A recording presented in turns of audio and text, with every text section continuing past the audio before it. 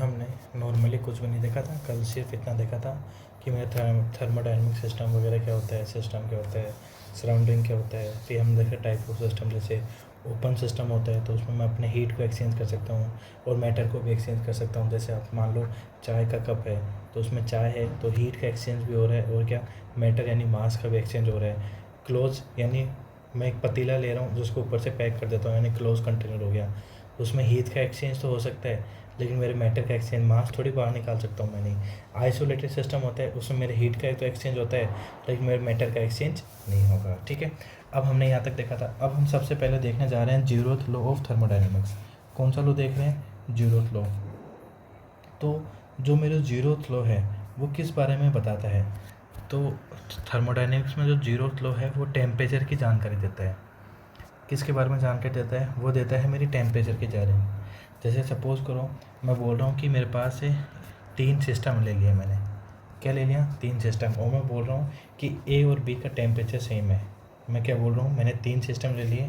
Suppose करो यहाँ पे एक ये हो गया, एक सिस्टम ये बी हो गया और तीसरा ये सिस्टम सी हो गया।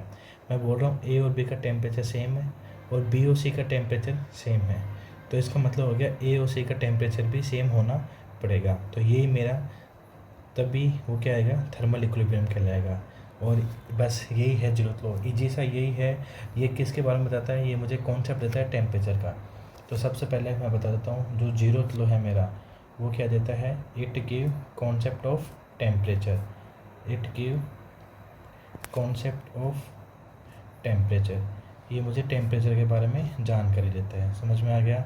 कॉन्सेप्ट देता है टेम्परेचर के बारे में। अच्छा, दूसरा मैंने क्या बताया? सपोज़ करो ए और बी का टेम्परेचर सेम है और दूसरे मैं बोल रहा हूँ बी और सी का टेम्परेचर सेम है। दूसरा क्या बोल रहा हूँ? बी और सी का टेम्परेचर कह रहा हूँ। इसका मतलब क्या होगा? ए और सी का टेम्परेचर बिल्कुल सेम होना ही पड़ेगा। तो मैं बोल रहा हूँ इफ़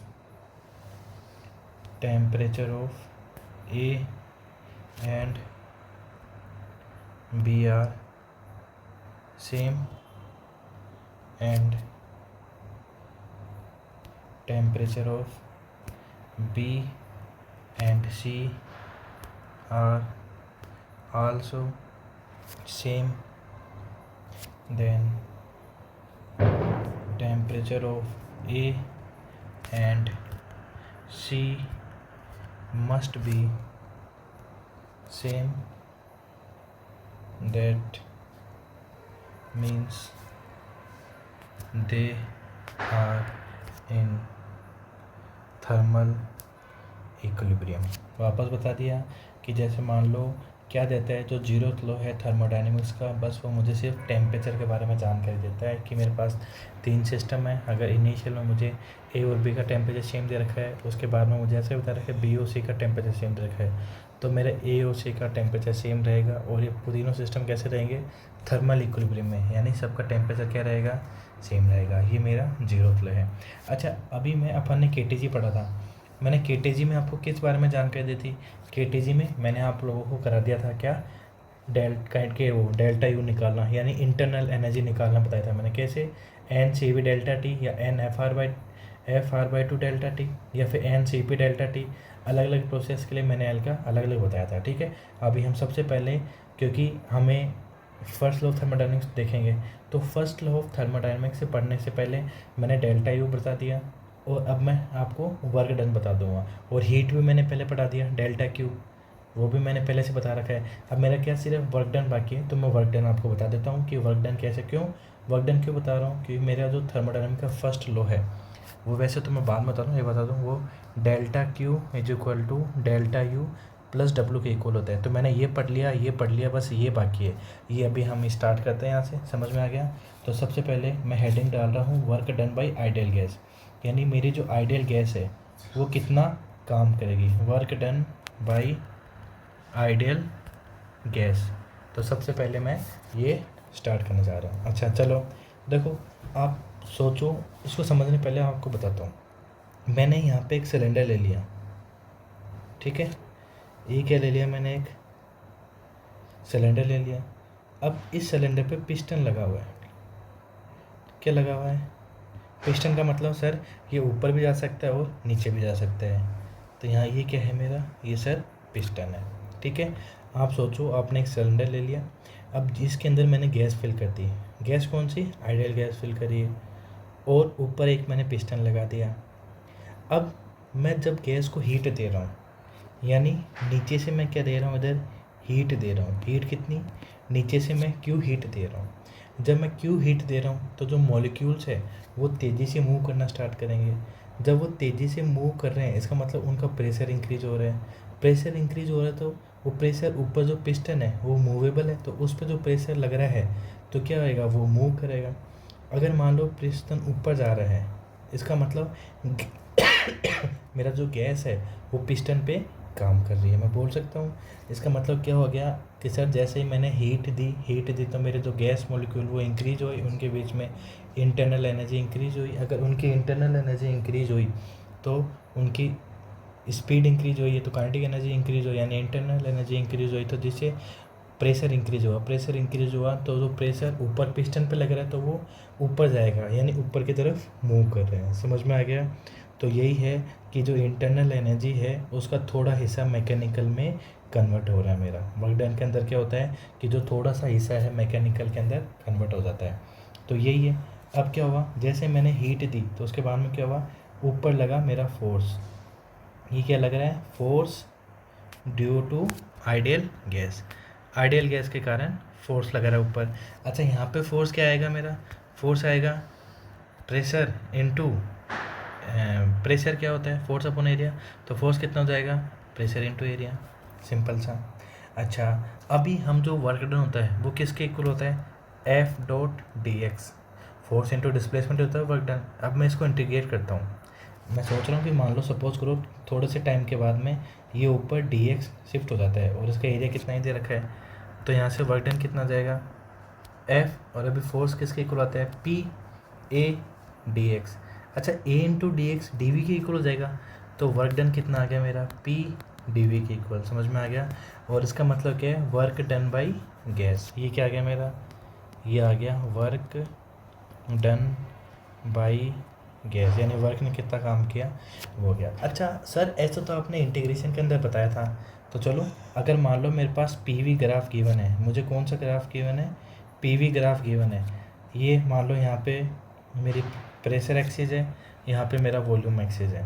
अगर मान लो मुझे कोई भी ऐसा रैंडम आ गया, या फिर आपको ग्राफ ऐसे भी तो मिल सकता है, वी पी, यानी वॉल्यूम इधर है और प्रेशर इधर है, तो हमेशा आपको जो एरिया लेना है वो किस पे लेंगे, यहाँ पे डी किसके साथ है, वी के साथ, इधर डी किसके साथ है, वी के साथ है, तो यानी वी वाली एक्सिस पे मैं एरिया काउंट करना है। तो यानी यहाँ से मैंने ऐसा कर दिया और ये क्या आ जाएगा मेरा, एरिया आ जाएगा, और इधर आ जाएगा तो सिंपल सा है, इधर ये एरिया आ जाएगा मेरा। तो ये दोनों क्या है, work done by an ideal gases. ये दोनों क्या आ गए मेरे, work done by an ideal gas, दोनों सेम है। यानी मुझे जो एरिया किस पे निकालना है, वॉल्यूम एक्सेस पे। आप अपने लैंग्वेज में लिख भी सकते हो, मैं लिख भी देता हूँ।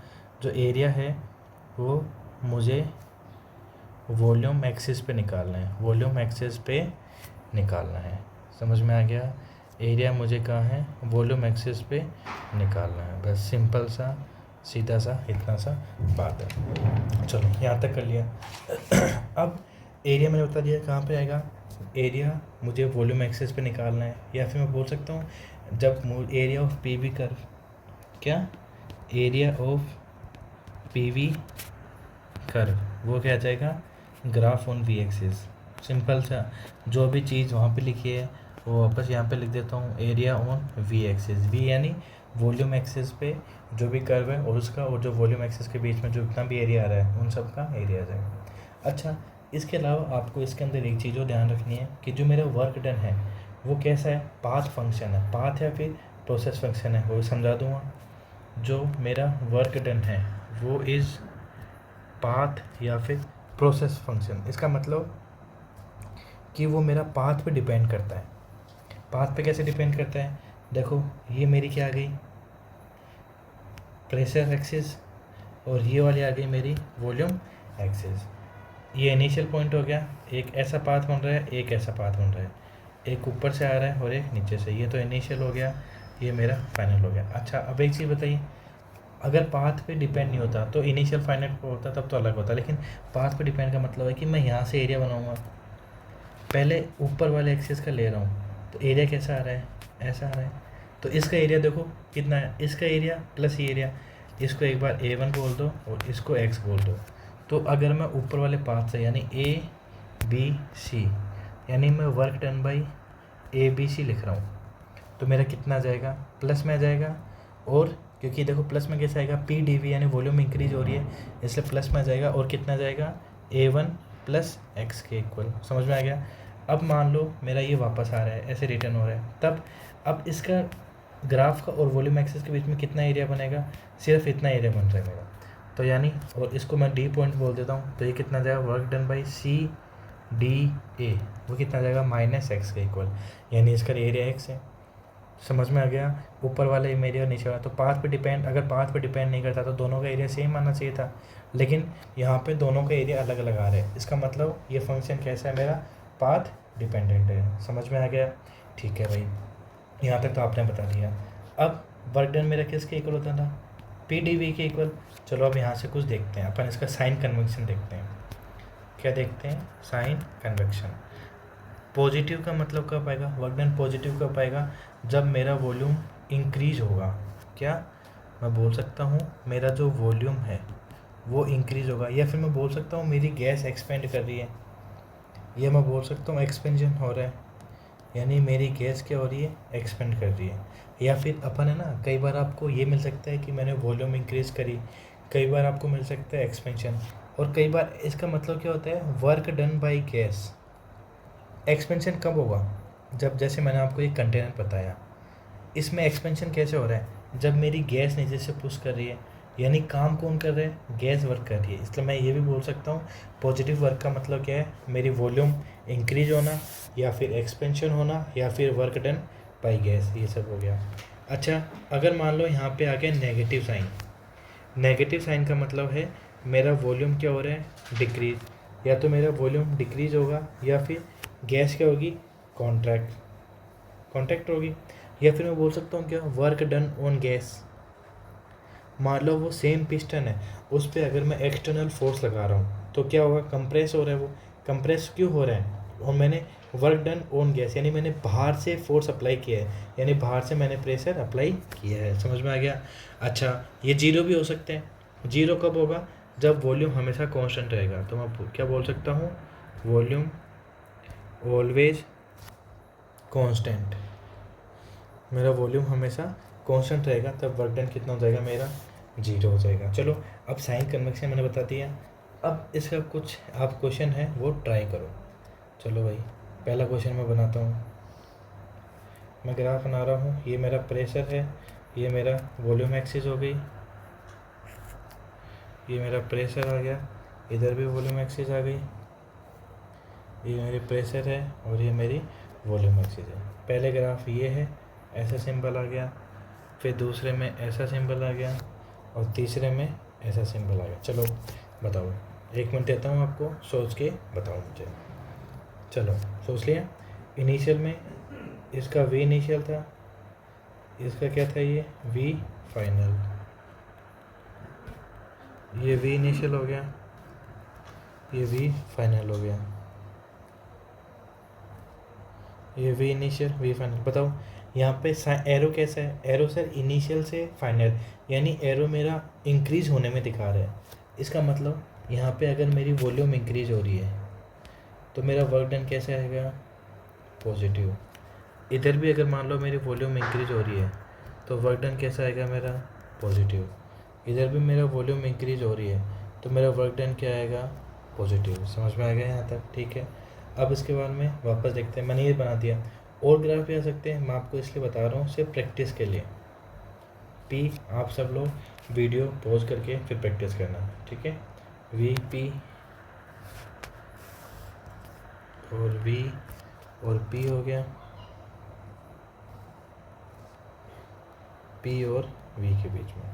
इस बार एरिया मुझे ऐसा दे रखा है, 1 फिर 2 और फिर 3, ये 3 दे रखा है मेरा। समझ में आ गया। पहला ये रहा, दूसरा ये रहा, तीसरा ये रहा। चलो इसमें बताओ मेरा एयर वॉल्यूम क्या। सर जब भी वॉल्यूम डिक्रीज होगी तो वर्क डन कैसे आएगा मेरा नेगेटिव। इधर भी मेरा वॉल्यूम क्या हो रहा है डिक्रीज हो रहा है तो मेरा वर्क डन क्या आ रहा है नेगेटिव। इधर भी मेरा वॉल्यूम क्या हो रहा है डिक्रीज तो वर्क डन क्या आ रहा है मेरा नेगेटिव। समझ में आ गया। यहाँ एक बार तुम वीडियो पॉज करके लिख लेना, ये मैं तुम्हें नोट्स दे दूँगा या तो तुम उसमें देख लेना, ठीक है। चलो अब मान लो ये तो मैंने आपको बता दिया सिंपल सा। एक बार मेरी वॉल्यूम कांस्टेंट भी हो सकती है, तो यानी अभी मैंने ऐसे बता रहा हूँ मैं, और इधर मैंने बता दिया इधर क्या है मेरा प्रेशर है, इधर मेरा वॉल्यूम है। चलो भाई एक एक्सेस और बना देता हूँ मैं। इधर तो मेरी प्रेशर है और इधर मेरा वॉल्यूम है। एक बार नॉर्मल ऐसा ग्राफ दे रखा है मुझे और एक बार दे रखा है सिंपल सा ऐसा। समझ में आ गया, ये सिंपल सा ऐसा ग्राफ और ऐसा।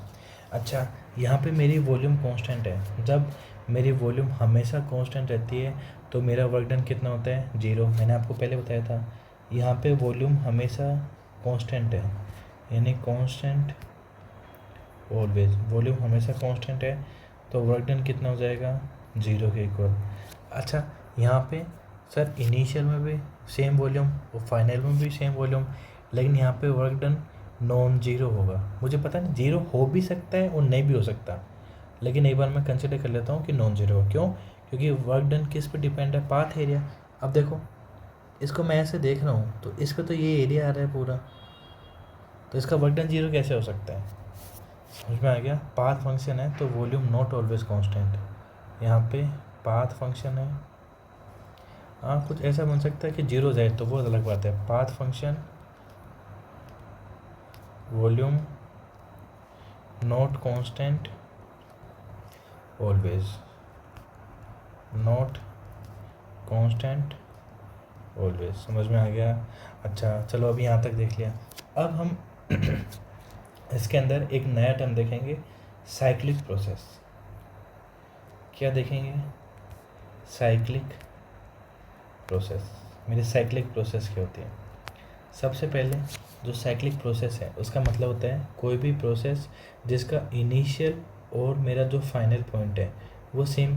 साइक्लिक का मतलब तो ये होता है कि मैं जहाँ से भी स्टार्ट कर रहा हूँ और वापस वहीं पे, जैसे मैंने आपको नॉर्मली बताया था जहाँ पे डिस्प्लेसमेंट जीरो हो जाए, या तो वो अपन मान लो एनएलएम पे या फिर काइनेमेटिक्स या मैकेनिक्स के हिसाब से सोचे कि सर जैसे मान लो मैं कोई भी बिल्डिंग से स्टार्ट करता हूँ मूव करना और सेम बिल्डिंग घूम के वापस सेम बिल्डिंग पर जाता हूँ, तो मेरा क्या हो गया इनिशियल और फाइनल पॉइंट सेम है और मेरा प्रोसेस भी कैसे मैं घूम के आ रहा हूँ, यानी साइक्लिक प्रोसेस है। प्रोसेस तो सबसे पहले देखते हैं साइक्लिक प्रोसेस क्या होता है। Process for which initial and final point are same. जिसमें मेरा फाइनल और इनिशियल पॉइंट सेम होते हैं उसे मैं बोलता हूँ cyclic process. Or cyclic process. Process for which initial and final point are same or वो मेरे साइक्लिक प्रोसेस होते हैं। अच्छा ठीक है, चलो भाई देखते हैं एक बार। ये मेरी प्रेशर एक्सिस आ गई, ये मेरी वॉल्यूम एक्सिस आ गई। अभी क्या बोल रहा हूँ, इनिशियल और फाइनल पॉइंट सेम होना चाहिए। यहाँ से मैं स्टार्ट करता हूँ कर और वापस यहीं पे लेके आ जाता हूँ, तो ये तो मेरा इनिशियल पॉइंट है, ये मेरा फाइनल पॉइंट है, यानी ये ऐसे मूव कर रहे हैं। अच्छा ये जो साइक्लिक प्रोसेस है वो मेरी क्लोज्ड प्रोसेस भी होती है क्या? क्लोज्ड प्रोसेस का मतलब सर जहाँ से स्टार्ट कर रहा हूँ वहीं पे ख़त्म होगी। तो इसमें जो मतलब ये हो गया कि यहाँ पे जो टेम्परेचर इनिशियल में था वही टेम्परेचर मेरा फाइनल में। तो यहाँ से तुम इंटरनल एनर्जी जो मैंने आपको पढ़ा था डेल्टा यू, उसके बारे में जान पहचान या उसके बारे में जानकारी दे सकते हो क्या? हाँ दे सकते हैं। डेल्टा यू कितना जाएगा n F R by two T final minus T initial. तो यहाँ से सोल्व किया तो डेल्टा यू कितना आ गया 0 के इक्वल आ गया। समझ में आ गया। ये क्लोज प्रोसेस है, डेल्टा यू होती है N F R by two T final minus T initial, क्योंकि यहाँ पे भी सेम इनिशियल और सेम फाइनल आ गया। इसका मतलब अगर हम सेम पॉइंट पे हैं, P not V not same है इनिशियल और फाइनल का, तो टेम्परेचर भी सेम रहना पड़ेगा। तो डेल्टा यू कितना आ गया 0। अब इसके बाद में अगर मान लो चलो ठीक है तो निकाल दिया, हमेशा साइक्लिक प्रोसेस या हमेशा क्लोज प्रोसेस रहेगी, तो मेरी जो इंटरनल एनर्जी है यानी डेल्टा यू हमेशा क्या रहेगा मेरा 0 के इक्वल रहेगा। अब सर साइक्लिक प्रोसेस में आपको वर्क डन तो बताऊँ, आपने इंटरनल एनर्जी बताई, अच्छी बात है, चलो वर्क डन के बारे में देखते हैं कि वर्क डन क्या होता है। सिंपल सा नॉर्मल वही मैं प्रेशर और वॉल्यूम के बीच में कर्व बनाता हूँ, तो इस बार मुझे कर्व ऐसा दे रखा है, ठीक है, इसके मान लो कुछ रेडियस आर दे रखा है और ये ऐसे स्टार्ट होके ऐसे हो रहा है, यानी ये तो मेरा ए हो गया, ये मेरा बी हो गया। अब इससे कुछ रिजल्ट है जो मैं आपको याद कराऊंगा। सबसे पहले मैंने आपको बता दिया था जो मेरा वर्क डन है वो पाथ डिपेंड है, यानी जो ऊपर वाला प्रोसेस है उसमें मेरा वॉल्यूम इंक्रीज हो रहा है, यानी वर्क डन बाई ए, या इसको एक बार अपन थोड़ा सा सी नाम दे देते हैं, इसको बी नाम दे देते हैं और इसको डी नाम दे देते हैं, फिर दिक्कत नहीं आएगा। तो work done by A B C, इसमें एक वर्क डन कर रहा हूँ, तो यहाँ पे क्या हो रहा है, वॉल्यूम इंक्रीज हो रही है। सर जब भी वॉल्यूम इंक्रीज होगी मेरा वर्क डन हमेशा क्या आएगा, पॉजिटिव आएगा। जब भी मेरी वॉल्यूम इंक्रीज होगी मेरा वर्क डन हमेशा क्या आएगा, पॉजिटिव आएगा। तो यहाँ से क्या आ गया मुझे, पॉजिटिव एरिया। अच्छा एरिया निकाल सकते हो क्या, हाँ सर निकाल सकते हैं। सपोज करो एक तो ये वाला एरिया निकाल लिया मैंने, ये टोटल निकाल रहा हूँ, इसका अगर रेडियस आर है तो मैं एरिया निकाल सकता हूँ पाई आर स्क्वायर। अच्छा इसका एरिया एक्स मान लो, हमें नहीं पता तो हम कोई भी एक बार वेरिएबल मान लेते हैं, तो यहाँ से मेरा एरिया कितना आ गया, पाई आर स्क्वायर प्लस एक्स के इक्वल आ गया। अच्छा अब देखो दूसरा वाला, जब मैं सी से किधर आ रहा हूँ, ए की तरफ, यानी work done by C D A, मेरा यहाँ पे वॉल्यूम क्या हो रहा है, डिक्रीज हो रहा है, और हमेशा ग्राफ और वॉल्यूम एक्सिस के बीच में जो एरिया आएगा मुझे वो कंसिडर करना है, तो मैं वही कंसिडर कर रहा हूँ, ठीक है भाई करते हैं। तो यानी यहाँ पे क्या आएगा मेरा, नेगेटिव एरिया आ रहा है, नेगेटिव एरिया आ रहा है, इसका मतलब क्या हो गया, माइनस एक्स इक्वल।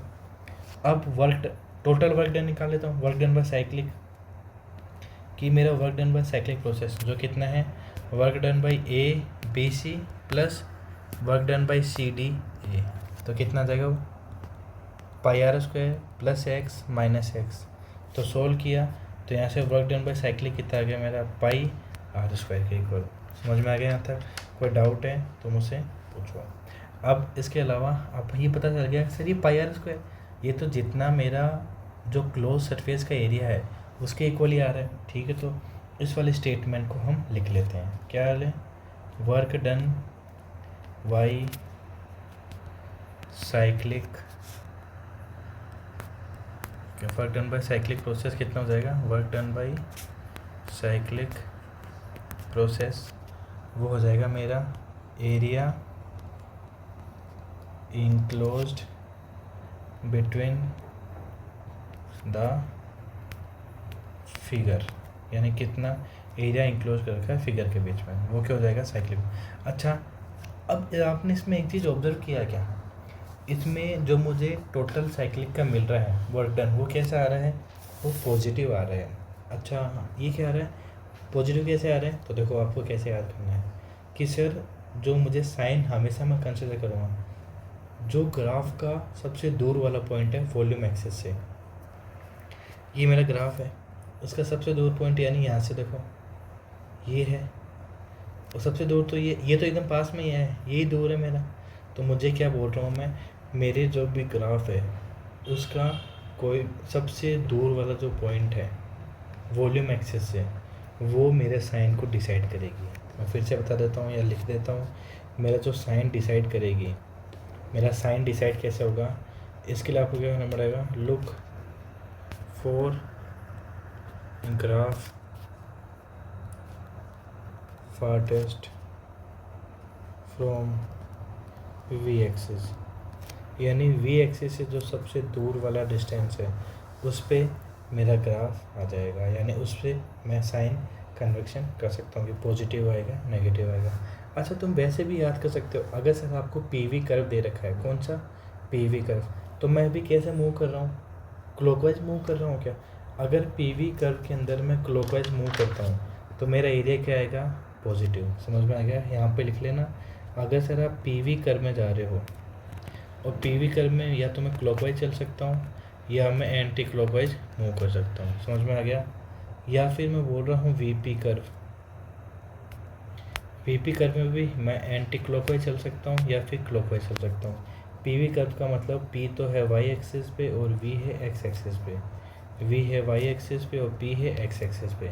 जब मैं क्लॉकवाइज मूव करूँगा तो मेरा वर्क डन हमेशा आएगा पॉजिटिव। मैं जब एंटी क्लॉकवाइज मूव करूँगा तो वर्क डन आएगा मेरा नेगेटिव इक्वल। समझ में आ गया? सेम वही एंटी क्लॉकवाइज आ रहा हूँ, जब मैंने ग्राफ को उल्टा कर दिया तो साइन भी उल्ट हो जाएंगे। एंटी क्लॉकवाइज में तो क्या जाएगा इधर पॉजिटिव और क्लॉकवाइज में क्या जाएगा नेगेटिव। यानी जैसे ऊपर वाले में साइन थे उसका मुझे उल्टा करना है। मैंने आपको बता दिया कि मेरा जो भी साइक्लिक प्रोसेस होती है उसमें मेरा इनिशियल और जो फाइनल स्टेट है वो हमेशा सेम होते हैं। अगर सेम होते हैं इसका मतलब उनकी इंटरनल एनर्जी जीरो रहती है और जो वर्क डन होता है वो मैंने बता दिया था आप लोगों को कैसे निकालना है। समझ आ गया? लेकिन जो मैं भी बोल रहा हूँ ना क्लॉकवाइज एंटी क्लॉकवाइज, वो आपको ध्यान रखना पड़ेगा। अगर मुझे पीवी कर्व गिवन है, कौन सा curve? PV curve. PV curve का मतलब मेरी वाई एक्सिस पे तो पी लोकेटेड है यानी प्रेशर लोकेटेड है और मेरी एक्स एक्सिस पे वॉल्यूम है, तभी मैं क्लॉकवाइज वाले एरिया को पॉजिटिव लूँगा। अगर मुझे वीपी कर्व गिवन है यानी वी वाई एक्सिस पे वॉल्यूम गिवन है और एक्स एक्सिस पे प्रेशर गिवन है, तब मैं जो यूज़ करूँगा एंटी क्लॉकवाइज को पॉजिटिव और क्लॉकवाइज को नेगेटिव। समझ में आ गया आराम से? और तुम आराम से चाहे वैसे भी देख सकते हो, अगर तुम्हें समझ में नहीं आया तो 1 2 3 और 4। देखो 1 2 3 और 4 बना के देखते हैं। सबसे पहले देखते हैं पीवी, पीवी, फिर देखेंगे वीपी और वीपी। सबसे पहले मैंने क्या बोला? क्लॉकवाइज। देखो मैंने अभी साइन कैसे देखेंगे? वाई वी एक्सिस से यानी एक्स एक्सिस से सबसे दूर वाले पॉइंट पे, सबसे दूर वाले पॉइंट पे देखो तो यहाँ पे क्या आ रहा है? वॉल्यूम इंक्रीज हो रही है।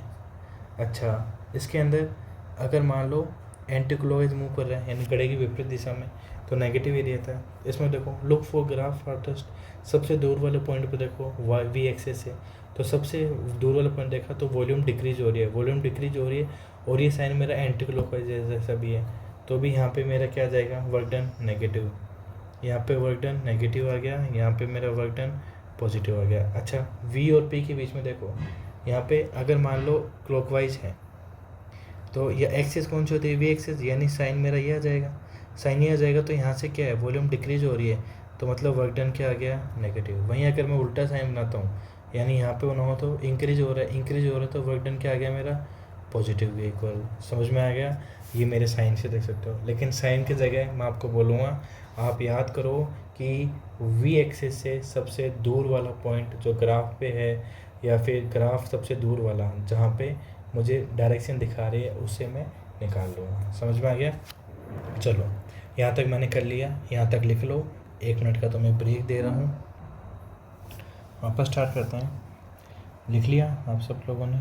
ठीक है, अब देखे हैं क्वेश्चन करते हैं। Find out work done bye ideal gas. मुझे वर्क निकालना है कि आइडियल गैस ने कितना वर्क किया मेरा, वो निकालना है। ठीक है, आपको क्या गिवन है? आपको पी और वी एक्सिस के बीच में ग्राफ गिवन है। ठीक है भाई, ये मेरा यहाँ पे प्रेशर है, ये मेरा इधर वॉल्यूम है। ठीक है, ये मैंने ऐसे ट्रायंगल बना लिया इधर। ये कैसे है? ये और ये मुझे वर्क डन निकालना सिंपल, और किसी चीज़ पे फोकस नहीं करना। ये वाला पॉइंट मेरा 3 पी नोट दे रखा है, ये वाला पॉइंट मेरा पी नोट दे रखा है, ये वाला पॉइंट मेरा वी नोट दे रखा है, ये वाला पॉइंट मेरा 3 पी नोट दे रखा है। तो सबसे पहले बताओ ये प्रोसेस कैसा है? मेरा साइक्लिक प्रोसेस है तो मैं बोलूँगा ये क्या हो गया मेरा? It is cyclic process. ये क्या आ गया मेरा? Cyclic process. जब भी साइक्लिक प्रोसेस आएगा इसका मतलब इंटरनल एनर्जी कितना हो जाएगा? 0, यानी डेल्टा यू 0। और वर्क डन कितना आता है आपको मैंने समझाया है। जब भी साइक्लिक प्रोसेस आएगा तो वर्क डन होगा उसके अंदर जो इंक्लोज्ड एरिया रहेगा, वर्क एरिया ऑफ ट्राइंगल, यानी जो ट्राइंगल का एरिया होगा। अब पॉजिटिव आएगा नेगेटिव, पॉजिटिव के लिए मैंने बोला है सबसे दूर पॉइंट, तो सबसे दूर पॉइंट देख रहा हूँ तो ये है, और ये तो साइन कैसा है मेरा पी वी कर्व में क्लॉकवाइज साइन, यानी वर्क डन कैसा आएगा पॉजिटिव। तो मैं यहाँ से लिखूँगा पी वी के अंदर क्लॉकवाइज का मतलब है पॉजिटिव, तो यानी साइन कैसा आएगा पॉजिटिव आएगा। चलो पॉजिटिव, अब एरिया निकाल सकता हूँ ट्राइंगल का, हाफ बेस कितना हो जाएगा 2v0, और प्रेशर भी कितना हो जाएगा 2p0, तो मेरा वर्क डन कितना आ गया प्लस 2v0 p0। देखो जो ये क्वेश्चन बताया है मैंने, ये आप 2 मिनट वेट करना और फिर सॉल्व करना, समझ में आ गया। चलो यहाँ तक हो गया, ठीक है। अब दूसरा क्वेश्चन करते हैं अपन। इस बार मुझे कर्व क्या दे रखा है v और p के बीच में, पहला ग्राफ एकदम मेरा सही दे रखा था, इस बार मुझे कर्व दे रखा है v और p के बीच में, और मुझे ग्राफ दे रखा है इस बार ऐसा, यानी यहाँ पे मुझे दे रखा है p0, और इधर मुझे क्या दे रखा है 2p0 या 3p0 देख लेते हैं। इधर मुझे दे रखा है v0 और इधर मुझे दे रखा है 3v0, समझ में आ गया। और साइन कैसे दे रखा है ये वाला। चलो सबसे पहले बताओ तुम वर्क डन निकालोगे, ये प्रोसेस कैसी है सबसे पहले वो बता दो। सर प्रोसेस साइक्लिक है, तो आपको हमेशा एक चीज़ लिखनी है, ये मेरी प्रोसेस कैसी है, ये मेरी साइक्लिक प्रोसेस है,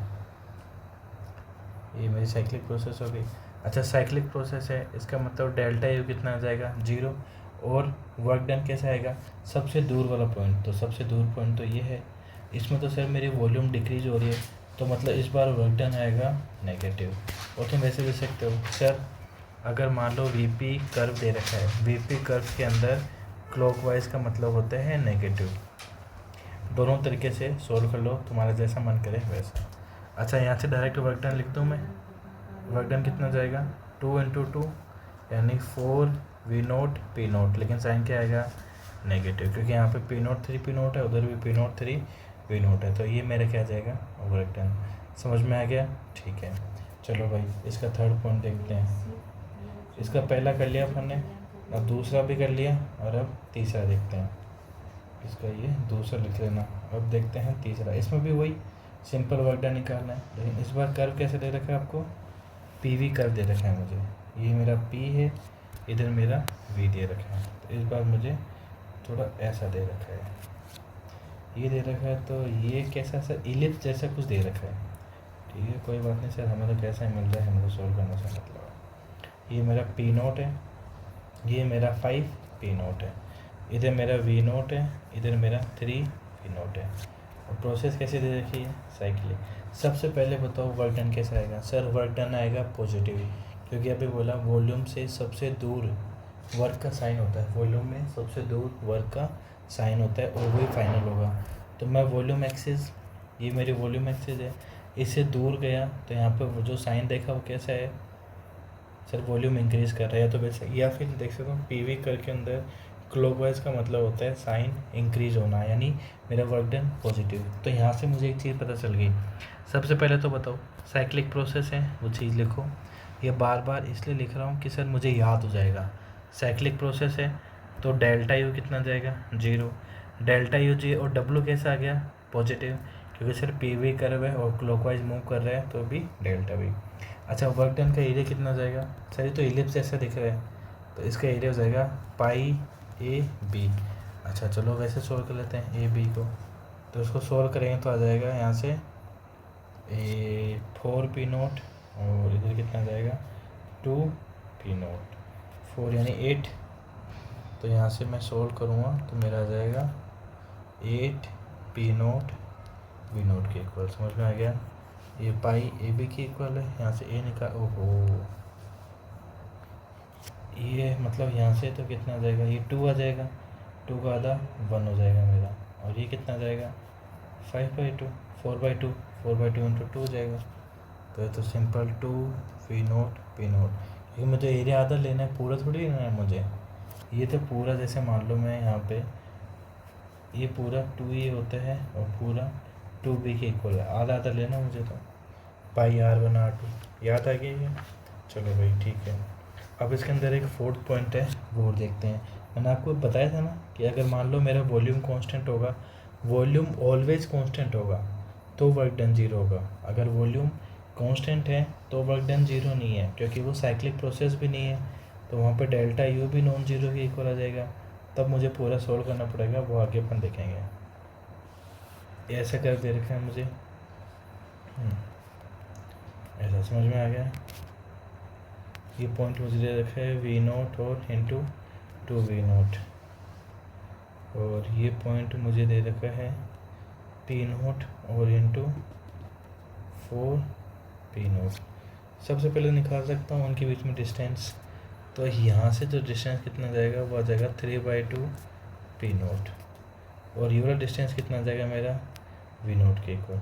अच्छा, ये मेरा साइक्लिक प्रोसेस है क्या? नहीं, नोट है साइक्लिक प्रोसेस, ये मेरा साइक्लिक प्रोसेस नहीं है। साइक्लिक प्रोसेस नहीं है तो डेल्टा भी कितना रहेगा मेरा? नॉन जीरो रहेगा। इसके बारे में बोल सकता हूँ VI is equal to VF is equal to मेरा 2V0। कितना आ गया? 2V0, क्योंकि यहाँ पे भी इनिशियल है, ये मेरा फाइनल है। सर यहाँ पे तो सेम सेम आ रहा है, इसलिए मैंने लिख दिया डायरेक्ट इनिशियल वी। हाँ, वॉल्यूम कांस्टेंट है लेकिन ऑलवेज कांस्टेंट नहीं है। जब ऑलवेज कांस्टेंट नहीं आता तो कुछ कह नहीं सकते, तो अपन कुछ नहीं कह सकते तो वर्क कैसा भी आ सकता है, क्योंकि वर्क मेरा पाथ पे डिपेंड है, तो पॉजिटिव नेगेटिव जीरो कुछ भी हो सकता है, उस पर डिपेंड मेरे को नहीं पता। ठीक है, और तो वर्क डन अपन निकालेंगे। वर्क डन देखो, सबसे दूर वाला पॉइंट है ना, वॉल्यूम कम हो रही है। PV कर्व में अगर मैं एंटी क्लॉकवाइज मूव करता हूँ तो वर्क डन कैसा आएगा मेरा? नेगेटिव आएगा। तो वर्क डन नेगेटिव आएगा, तो एरिया कितना हो जाएगा? पाई AB, यानी π/2, और पाई AB तो होता है पूरी एलिप्स का एरिया। हाफ है, कितना हो जाएगा? 2 से डिवाइड कर दूंगा तो वही कर रहा हूँ, -π/2 V0 3 P0/2 के इक्वल। समझ में आ गया? -π/2 V0 3 P0/2 के इक्वल मुझे मिल गया। अब मैंने यहाँ तक अच्छे से कर लिया। यहाँ तक कोई डाउट है तो पूछो, नहीं है तो कोई नहीं, हम आगे कंटिन्यू करेंगे। ठीक है। अब सर आपने जीरोथ ले देख लिया, आपने इंटरनल एनर्जी लिखना सिखा दिया, इसके बाद में आपने हमें वर्क डन निकालना सिखा दिया, आपने हीट निकालना पहले सिखा दिया था, आपने स्पेसिफिक हीट के बारे में जानकारी दे दी, आपने specific heat at constant pressure, specific heat at constant volume, हर जगह जान पहचान दे दी। ठीक है। अब मैं सबसे पहले जो देखने जा रहा हूँ वो देखने जा रहा हूँ first law of thermodynamics. First law of thermodynamics समझ में आ गया? मैं सबसे पहले देखता हूँ मेरा फर्स्ट लॉ ऑफ थर्मोडायनेमिक्स क्या होता है। चलो भाई देखेंगे ये भी। चलो, फर्स्ट लॉ ऑफ थर्मोडायनेमिक्स।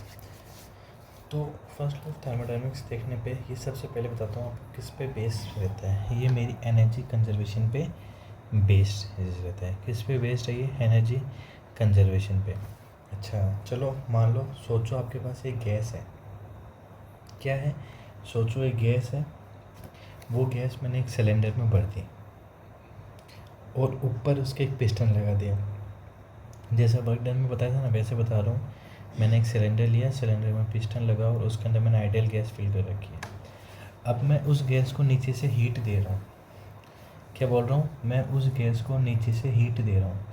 जब मैं हीट दे रहा हूँ तो गैस के मॉलिक्यूल्स हर डायरेक्शन में मूव कर रहे हैं और उनकी स्पीड इंक्रीज हो जाती है। उनकी स्पीड इंक्रीज होती है, इसका मतलब काइनेटिक एनर्जी में इंक्रीज आया, यानी काइनेटिक एनर्जी मेरी बढ़ जाती है।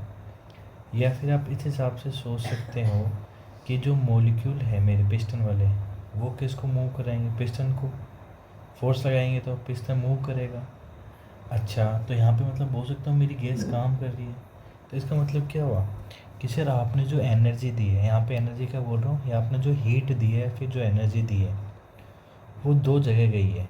एक तो मेरा टेम्परेचर इंक्रीज़ करी है और एक मेरा पिस्टन को मूव किया, यानी वर्क डन किया। जैसे फॉर एग्जांपल 100 जूल टोटल में हीट दे रहा हूँ, 100 जूल हीट दे रहा हूँ, तो वो 100 जूल हीट 60 जूल तो मेरे पिस्टन को काम कराने में यूज हो रही है, और जो 40 जूल है वो टेम्परेचर को इंक्रीज करने पे हो रहा है।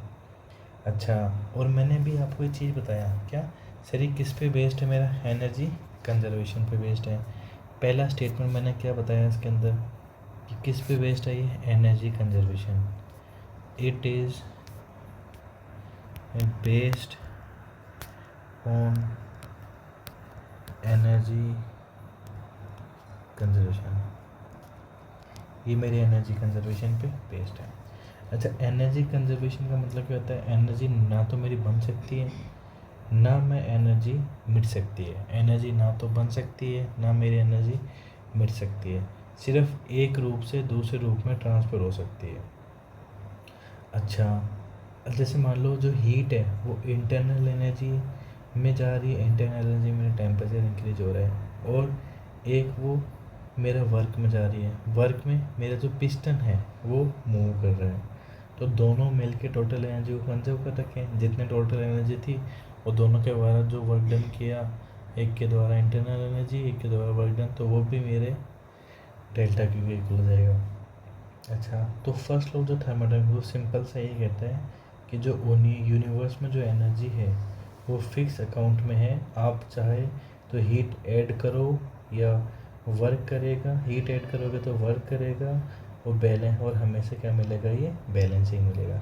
जैसे एग्जांपल, आपके घर में कुकर होगा, जब कुकर में आप कुछ भी गर्म करते हो तो आपको स्टीम निकलती है, तो एक तो क्या हो रहा है, वो टेम्परेचर इंक्रीज हो रहा है यानी इंटरनल एनर्जी, एक क्या वर्क डन कर रहा है, तो यहाँ पे जो स्टीम निकाल रहा है वो ही मेरा क्या है, इधर वर्क डन को डिफाइन कर रहा है, यानी स्टीम निकालना मेरा वर्क डन को। अब ये मैंने आपको समझा दिया पहले, अब डेफिनेशन बता दिया। मैंने आपको क्या समझाया कि सर मैं जितनी हीट दे रहा हूँ वो मेरी हीट एक तो इंटरनल एनर्जी में कन्वर्ट हो रही है और एक वर्क डन में कन्वर्ट हो रही है। समझ में आ गया?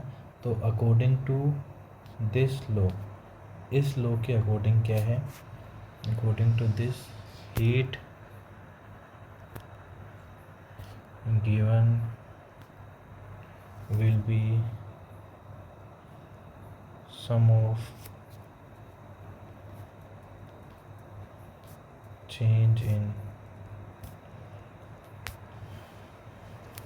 will be sum of change in internal energy and work done in change in the volume and work done in change in the volume. समझ में आ गया?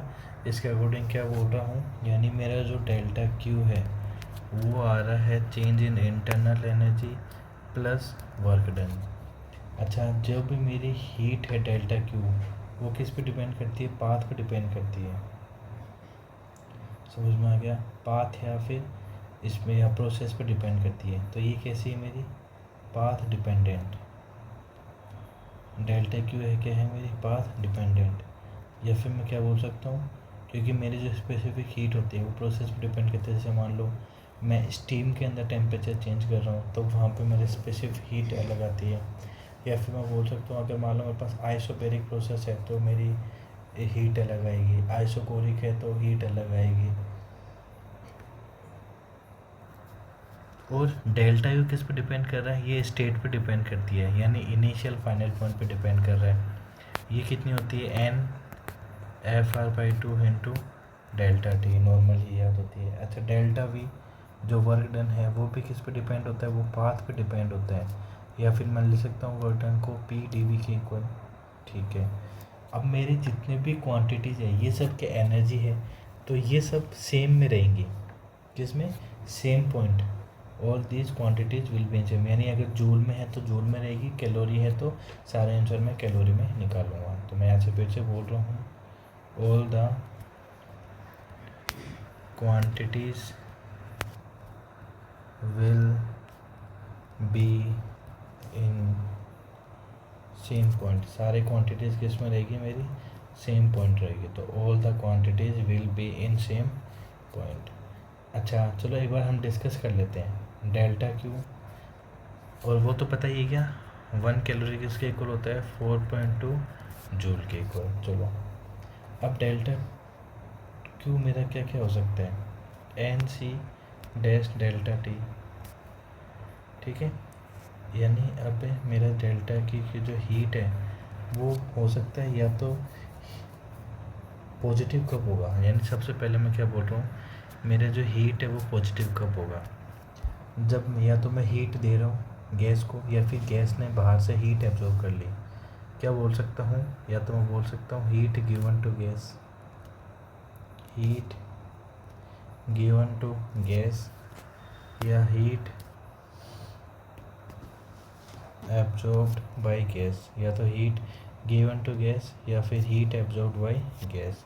अच्छा, जब नेगेटिव आएगा इसका मतलब हीट रिलीज्ड, नेगेटिव का मतलब है मैंने या तो हीट रिलीज़ कर दी या फिर हीट को आइडियल गैस ने रिजेक्ट कर दिया, रिजेक्टेड बाई गैस। समझ में आ गया, या तो नेगेटिव के कारण या तो हीट रिलीज होगी या फिर आइडियल गैस ने हीट को रिजेक्ट कर दिया। अच्छा, जीरो आपको मैंने पहले बताया था और आगे बताता हूँ कि एडियाबैटिक प्रोसेस, एडियाबैटिक यानी बहुत तेज़ प्रोसेस है, यानी फास्ट प्रोसेस, यानी मुझे डेल्टा टी इतना छोटा होता है कि हीट चेंज करने का टाइम भी नहीं मिलता। समझ में आ गया यहाँ तक। अच्छा, इसके अलावा अब हम देखते हैं डेल्टा डब्लू। सबसे पहले डेल्टा क्यू देख लिया, डेल्टा डब्लू।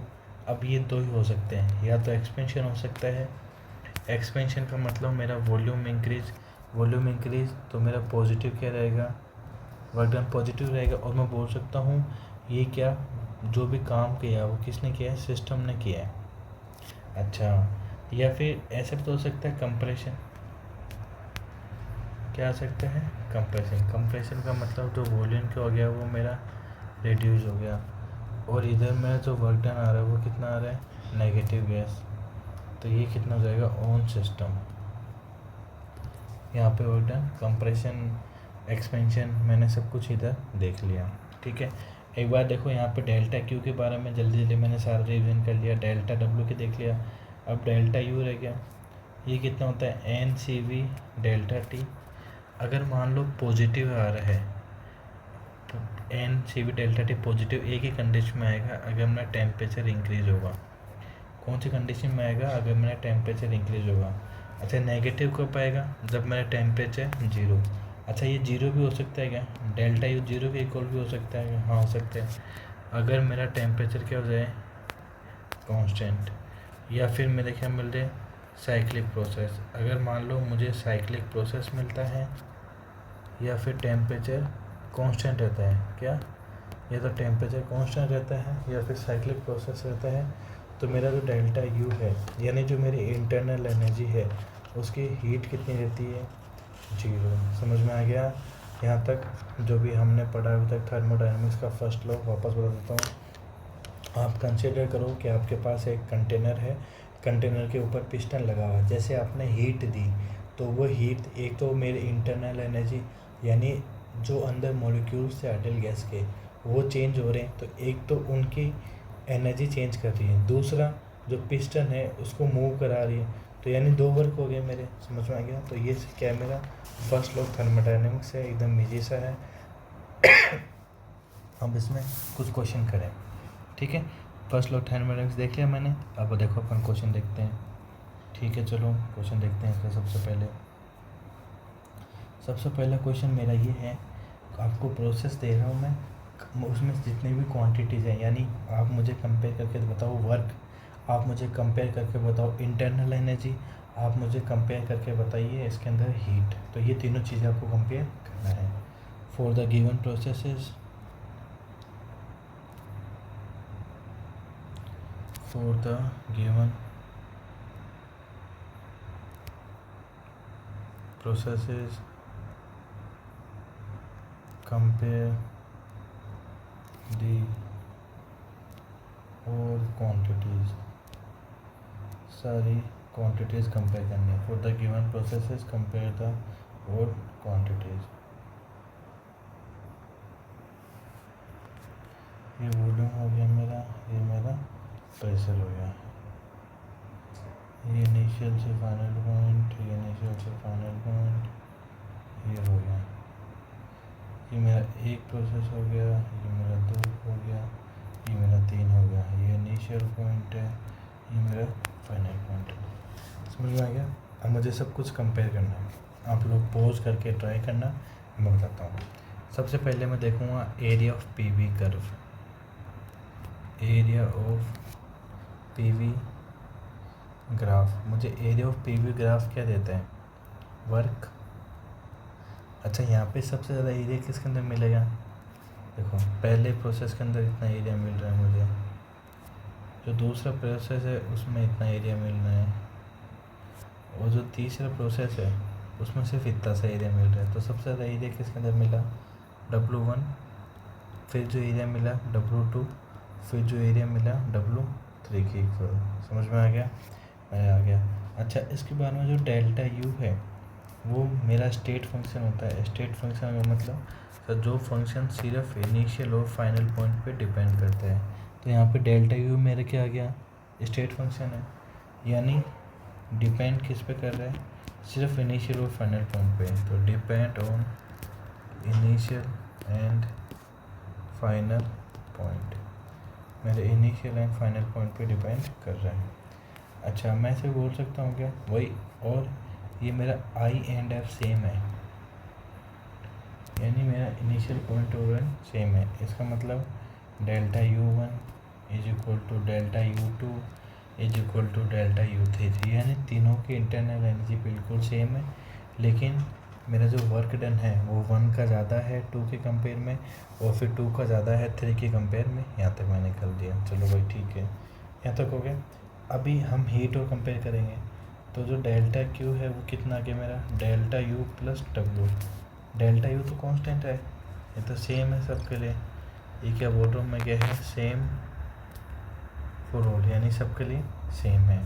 तो इसका मतलब कितना जाएगा, जिसका वर्क डन ज़्यादा उसमें हीट ज़्यादा, तो delta Q1 is greater than delta Q2 is greater than delta Q3। समझ में आ गया, डेल्टा Q1 हीट पे ज़्यादा है, Q2 पे थोड़ी सी ज़्यादा, Q3 पे और भी ज़्यादा। समझ में आ गया। अच्छा, अगर साइक्लिक प्रोसेस रहेगा तो इसका मतलब डेल्टा यू कितना रहेगा, 0। उस टाइम पे आप ये स्टेटमेंट लिख लेना कि मेरा जो साइक्लिक प्रोसेस मिलेगा during cyclic process, during process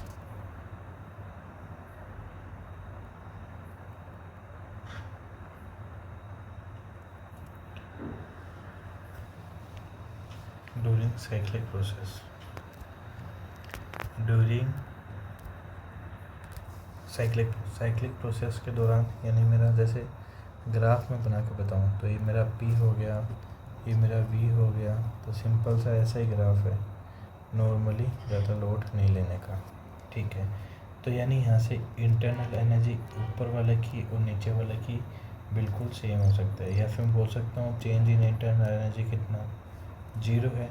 तो यहाँ से डेल्टा क्यू कितना आ गया मेरा, delta W plus delta U. अभी मैंने क्या बोला, डेल्टा यू तो कितना, 0 के इक्वल रहेगा, यानी मेरा साइक्लिक प्रोसेस के दौरान जितनी हीट रहेगी, जितना हीट में चेंज करूँगा उतना ही मेरा वर्क डन में चेंज होगा। Delta Q is equal to delta W.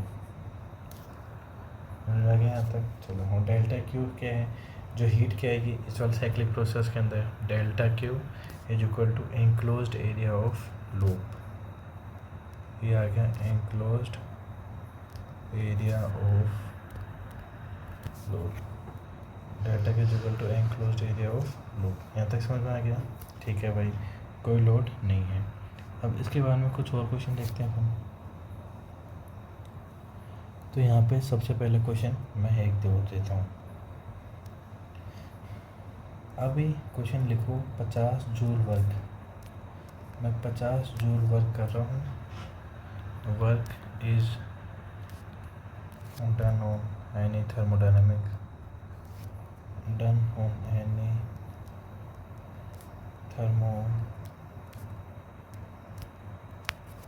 thermodynamic system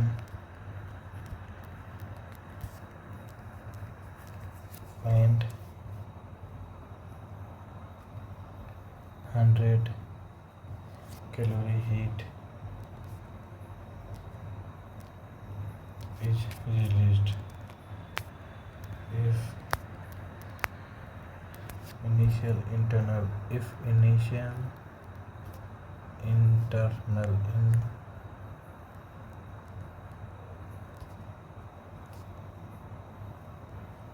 initial internal energy is 600 joule, then find value of it. Then find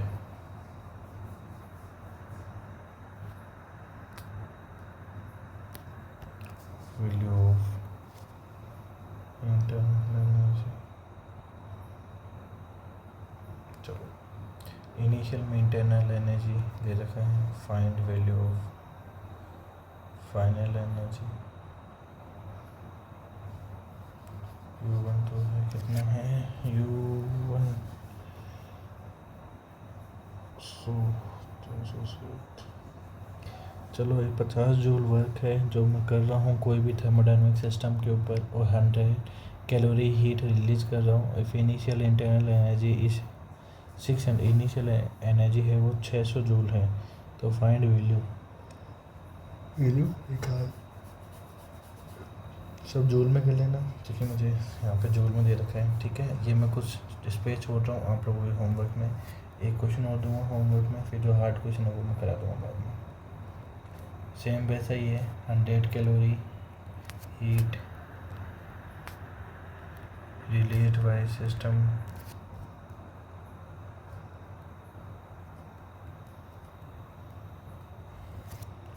in any cyclic process. अगर 100 कैलोरी हीट रिलीज हो रही है system cyclic process का मतलब delta U 0, तब कितना work, जितनी heat होगी उतना ही वर्क आएगा, सिंपल सा। Then how much work is done, then how much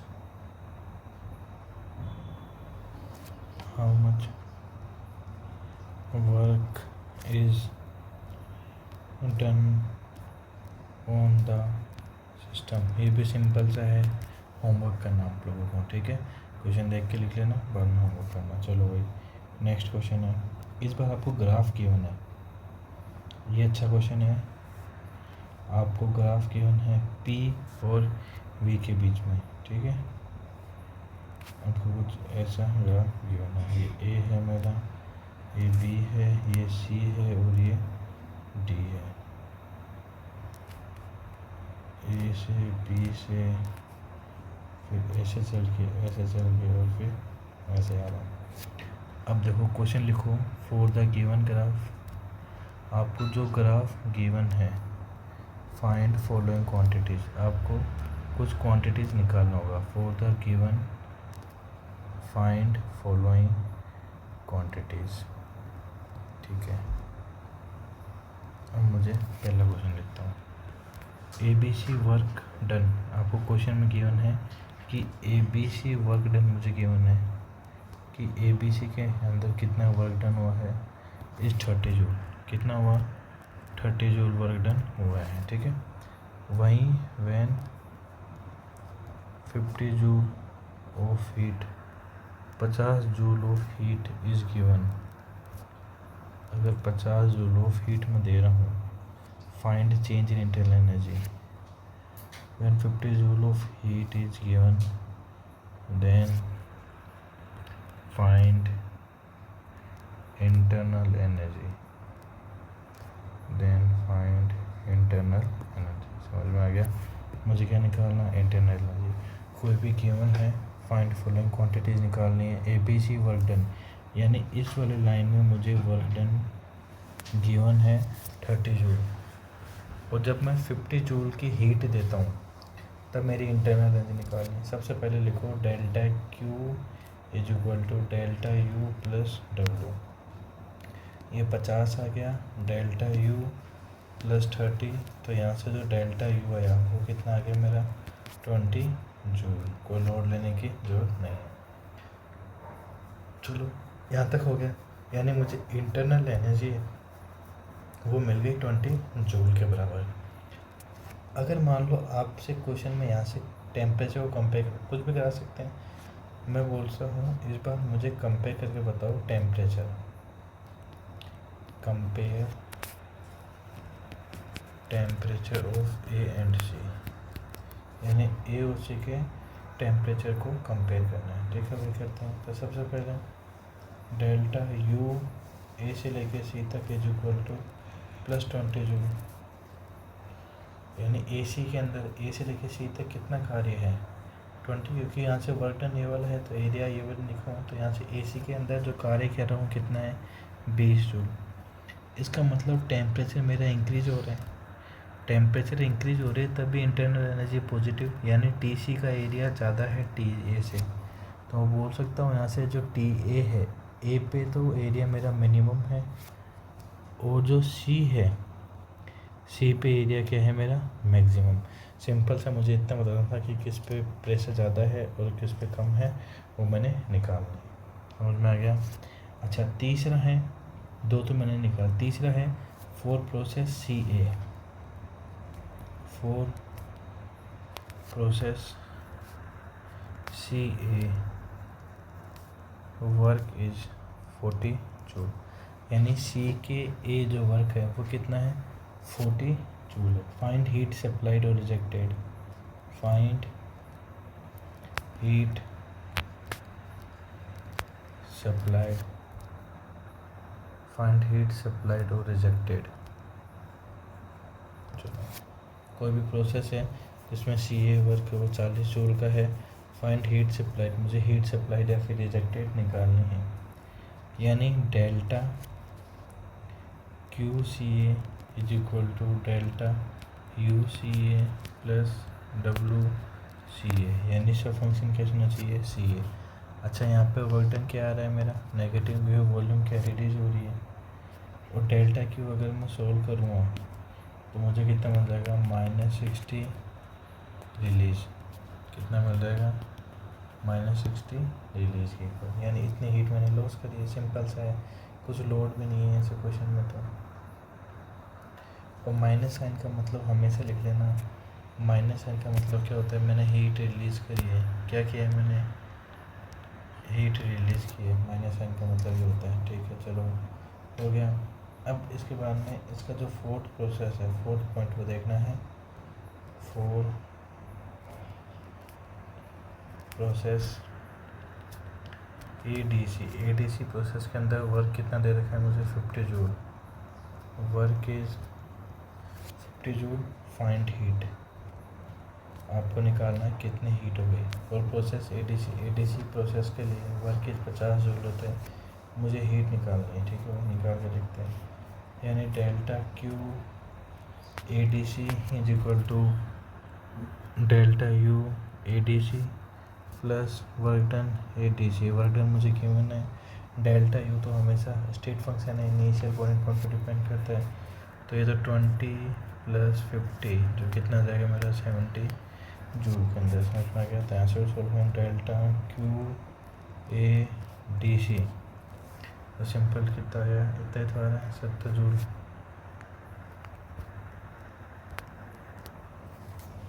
कितना आ गया मेरा 70 जूल के इक्वल आ गया। चलो भाई ठीक है, एक क्वेश्चन और दे रहा हूँ तुम लोगों को होमवर्क पे, वो करना, उसके बाद में धन्यवाद। आपकी क्लास बाकी अपन परसों करेंगे। ठीक है, ये लास्ट क्वेश्चन लिख लो।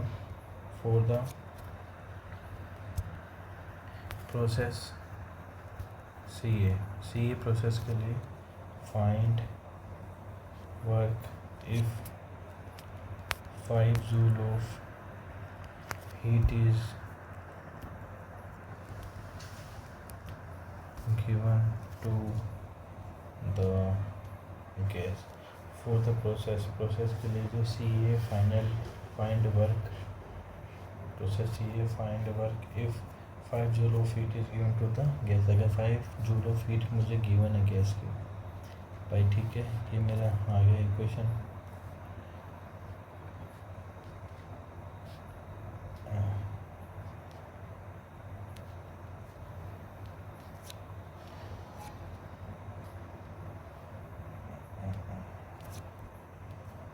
एरिया मीटर क्यूब है, ये है मेरा 2 मीटर क्यूब, समझ आ गया।